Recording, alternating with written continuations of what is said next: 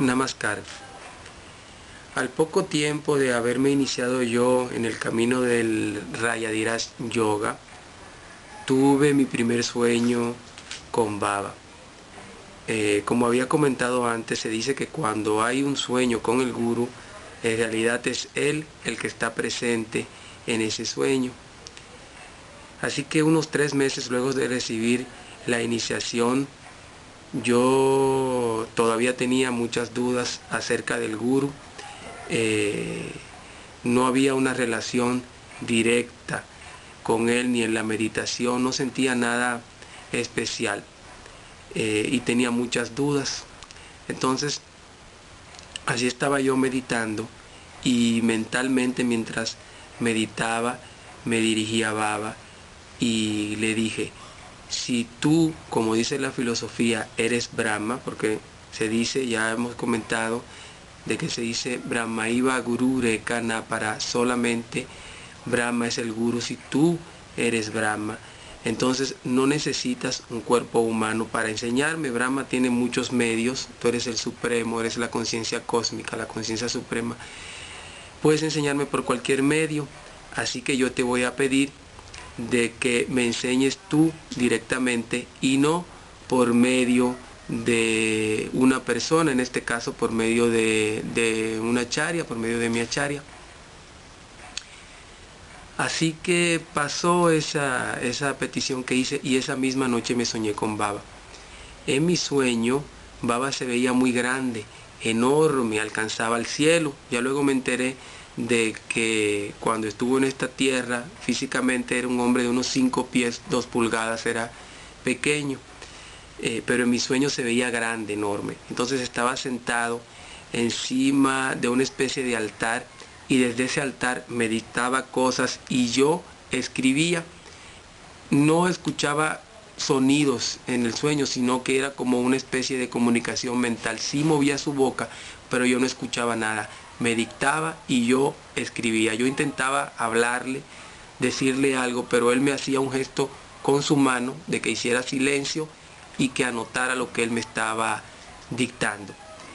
Así, luego de eso, empezaron a pasar ciertas coincidencias, que por ejemplo, cuando yo tenía alguna pregunta acerca de un tema relacionado con el yoga, aparecía algún libro o alguna indicación, andaba yo así sin buscarlo, y aparecía algún libro que tenía exactamente la frase o que hablaba sobre el tema del cual yo tenía duda. Una vez tenía yo ciertas dudas acerca de la pronunciación de unos mantras y viajando por una ciudad me encontré un cassette con esos mantras y con una pronunciación muy bonita y los pude estudiar. Y así pasaba siempre en muchas ocasiones, de tal manera que a veces me quedaba como desapercibido. Yo no me fijaba de esas cosas que estaban pasando. Un día me encuentro con un ejemplar de un libro que se llama Anandra Sutram. Ese es un libro de sutras, de aforismos de yoga, que fue dictado por mi guru a un discípulo hace muchos años, en la década de los 60, si mal no recuerdo. Entonces, ese libro tiene aforismos en sánscrito y su significado, y era un libro clave básico que luego se utilizó para enseñar su filosofía. Para mí el sánscrito era algo muy difícil que no podía prácticamente entender y siempre había tenido curiosidad con ese libro. Ya lo había hojeado antes, pero lo había desestimado por considerar de que me iba a ser muy difícil aprenderlo.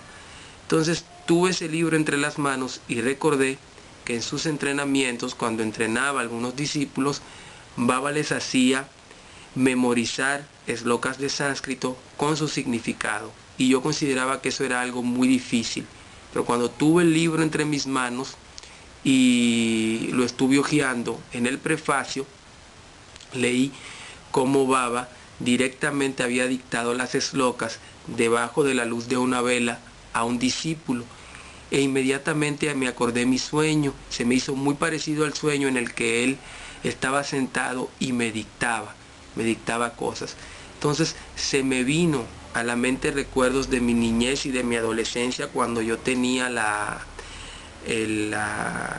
facultad, o por decirlo, tenía el hábito de memorizar grandes trozos de libros de historia y muchísimas otras cosas, mis tareas y todo eso. Yo memorizaba muchas de esas cosas y las podía recitar al pie de la letra. Era una habilidad que yo había olvidado ya, porque hacía tantos años que no hacía nada de eso. Las personas que me conocen, que estudiaron conmigo, quizás en el colegio deben acordarse de cómo yo recitaba los libros de historia. Y me acordé de eso, y ahí mismo se me vino la idea de que me iba a ser muy fácil memorizar ese libro. Y también se me vino a la mente algo que Baba había dicho, que cuando él quería algo de alguien, desde muy niño, desde muy pequeño, lo iba él preparando directamente. Así que me embarqué en la misión de memorizar las slokas de la Nanda Sutram, y muy rápido, en menos de un mes, pude memorizar prácticamente casi todas las slokas y su significado.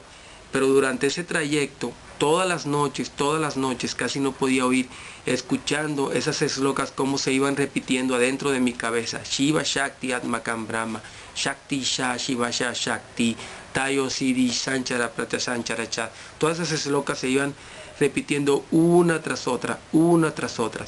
Y así como lo iba yo memorizando, se iba abriendo más el entendimiento que yo tenía sobre la filosofía de mi gurú y sobre la filosofía del yoga.